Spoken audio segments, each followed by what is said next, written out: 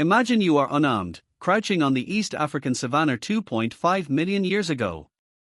The sun is sinking, the evening wind rustles the acacia leaves, and you hear the laughter-like howls of spotted hyenas drawing closer in the distance. You have no torch, no iron tools, not even a decent sharpened stick within reach. Your night vision is zero, your sense of smell nearly worthless, and your top running speed wouldn't even fill a wounded gazelle's teeth. The creatures beside you, that small band of naked apes called Australopithecus, average less than 1.2 meters tall and weigh under 35 kilograms.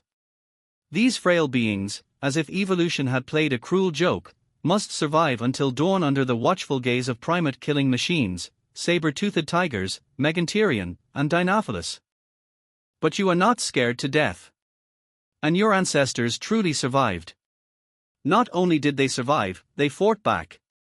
Paleontologists have uncovered a chilling inverted scene in African cave deposits, Dinofelis tooth marks on human skulls, but in later strata, countless giant feline bones scored by stone tools and charred by fire.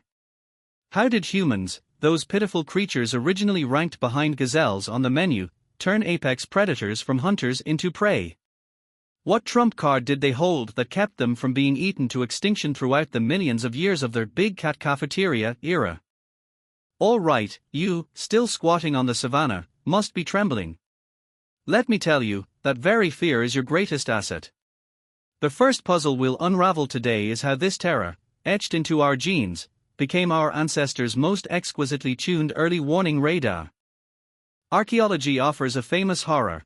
Swartkrans cave in South Africa yielded a trove of early human skulls with their brains scooped out. Bite mark analysis identified the killer as Dinofelis, a primate specialist assassin that drops from trees and pierces the back of the skull with surgical precision. Through those dark ages lasting millions of years, our ancestors were walking protein packets.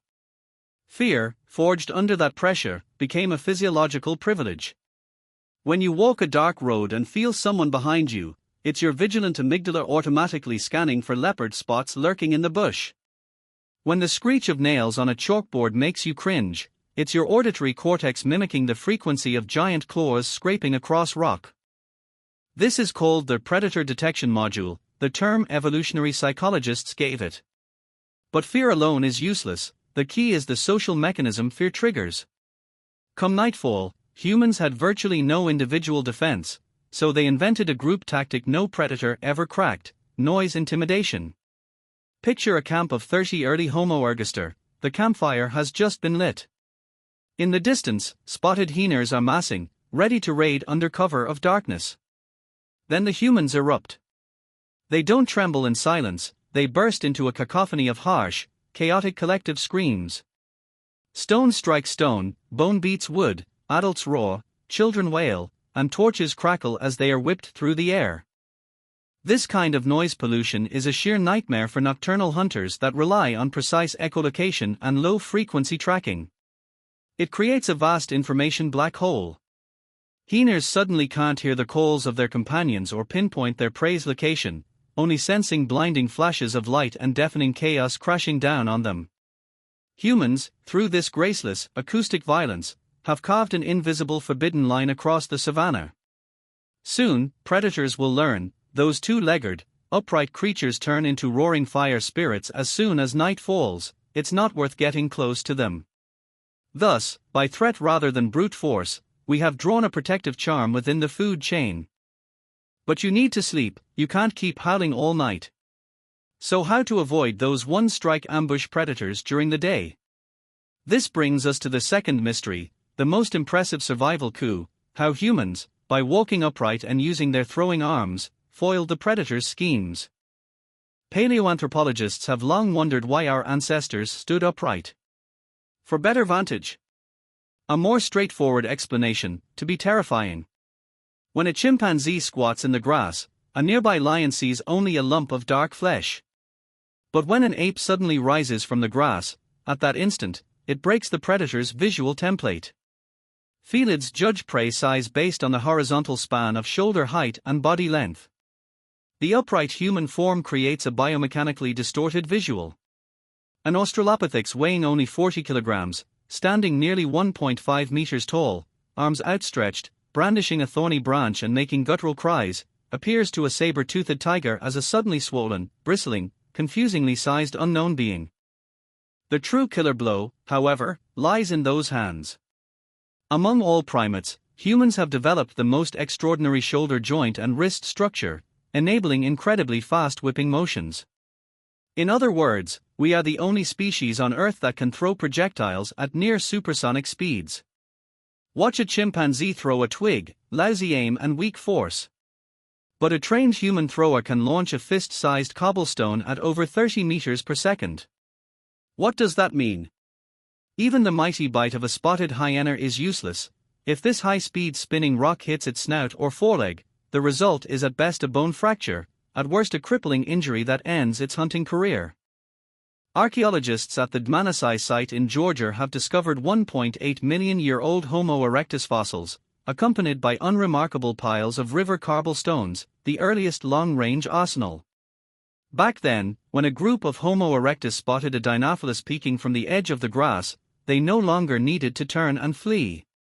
They simply bent down, each picked up 3 throwing stones, and stood in a line. As the first volley of stone hail roared in, the predator's mental defenses crumbled. Humans forcibly transformed what was originally a game of fang and claw ambushes and counter-ambushes into an asymmetric long-range strike battle. This was the earliest war technology, condemning any predator that tried to get close to a fracture before it even reached them. Now you can hold the day and intimidate the night, but that's still not enough. The ultimate test of survival wisdom was how humans, through their choice of habitats, executed a reversal of the ecological siege against apex predators. This brings us to the third mystery: why did humans light that fire at the cave entrance and build their homes on steep cliffs? When modern people go camping deep in the mountains and forests, what they fear most is crawling into a deep, damp, dark hole. Why? Because deep down, you know a bear might be sleeping in there.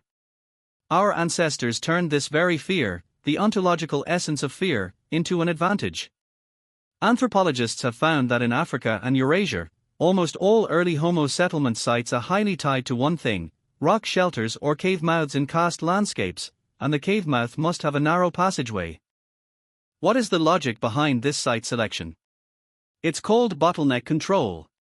Lions and saber-toothed cats are ambush hunters that need a certain running distance and an open angle for their pounce. When you set up home deep inside a rock crevice only 1 meter wide, those half-ton feline predators find their proud biting and pouncing nullified by the terrain.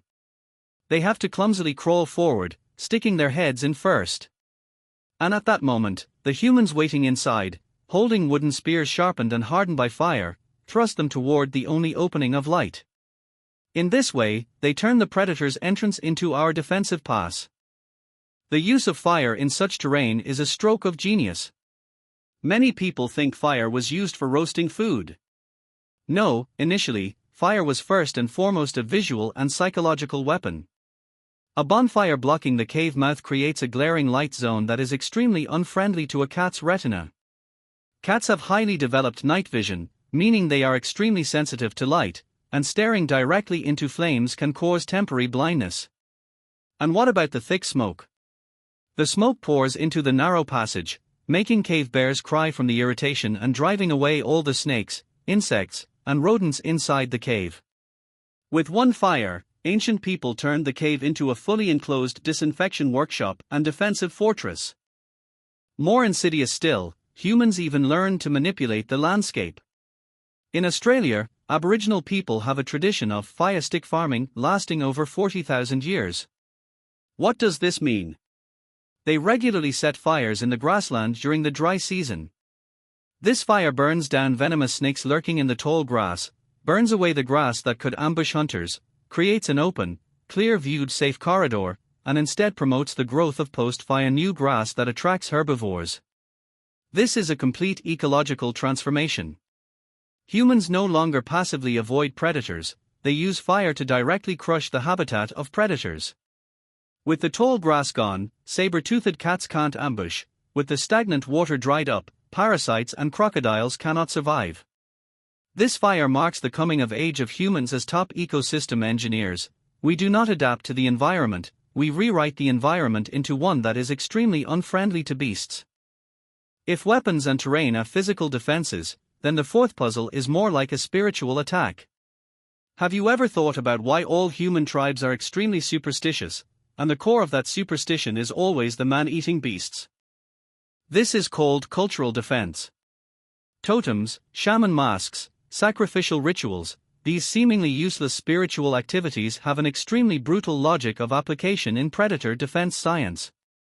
When a group of Neanderthals or Homo sapiens erected a lion-headed human statue carved from mammoth tusk at the cave mouth, when they repeatedly painted half-human, half-lion monsters on the rock walls with blood by the campfire, they were actually doing one thing: systematic desensitization to fear. Children grew up seeing these symbols. They were afraid of lions, yet at the same time felt that the lion had some mysterious connection with the tribe's destiny. This kind of ritual turns simple, paralyzing fear into a myth that can be told and controlled. Before setting out, their hunters perform a dance imitating the predator's pants, painting their faces with cinnabar. This is actually an extremely clever psychological war simulation drill. It trains the brain to maintain tactical execution ability under the simulated adrenaline rush of being attacked. There is another cultural mechanism, darker yet more efficient: sacrifice. Ethnographic records show that when a man-eating lion targeted a Maasai camp in East Africa, the Moran warriors would make a decision that seems extremely ruthless to us. They left the old and weak, the slow-moving cattle, and in some extreme periods, even the elderly and frail members of their tribe, on the periphery of the camp as bait. This was not cruelty, it was a population's loss minimization strategy. Using the smallest possible cost to occupy the predator's stomach, buying time for the core reproductive group to escape. This cold-blooded game theoretic calculus was woven into songs and tales of the old people's fate, passed down through generations, and eventually internalized as an unwritten lore of survival. We abhor sacrifice, but it is undeniable that over those millions of years, this suffocatingly heavy cultural strategy preserved the spark of humanity countless times before dawn. Finally, and most easily overlooked by modern people, how did children survive in an era teeming with beasts? They were defenseless, meaty little creatures prone to screaming at the slightest thing. This is the fifth puzzle: the silent infancy and the collective ear. Observe modern hunter-gatherer tribes, and you will notice an extremely peculiar phenomenon: infants rarely cry continuously for long periods in the wild. This sounds impossible, but anthropological records confirm it. Mothers nurse at an extremely high frequency, practically keeping the baby attached to their bodies, using constant physical contact to suppress the infant's separation anxiety cries. And once a child starts emitting their high-pitched screams that could attract carnivores from 5 kilometers away, the adult immediately gently covers the child's mouth with their palm, while everyone's nerves snap taut, entering a state of battle readiness. This is the parental care strategy shaped by evolution: absolute silence in exchange for safety. Older children are forbidden from wandering far from camp alone. From a young age, they undergo gamified training: stone throwing, tree climbing, listening to locate sounds. Among the 8 people of Paraguay, the children's game of hide and seek has extremely brutal rules. If you hide poorly, you get whipped with thin branches, forcing you to learn to perfectly blend into the outline of a bush, control your breathing, and remain motionless for minutes. This is no game, it is a survival boot camp against feline ambushes. Children tempered by this can, by age 5 or 6, independently discern the direction of large cat tracks, know whether to run upwind or play dead downwind, and instinctively shield their neck with their forearm the moment they are pounced upon. This survival instinct, honed over millions of years, is now written into our genes, becoming the conditioned reflex of curling up and covering our heads when we are in a car crash today. So, from screaming war cries to coordinated stone throwing, from blocking cave entrances with bonfires to the gut-wrenching practice of sacrifice, humanity's history of evading predators is not a story of fleeing in panic with heads down, but a counter-kill history of driving top predators to the dinner table. Finally, I want to ask, when we lock our security doors tight, draw the curtains, and patrol our electronic fences through phone surveillance, is that vague unease we feel toward darkness and silence the collective echo of our ancestors, who once slept lightly with flint beneath their heads, ears pressed to the ground listening for the roar of tigers? And when we lose all vigilance toward the natural rustling of the wind and grass in the city, Is that numbness of not being afraid anymore the truly dangerous signal for our species? What do you think?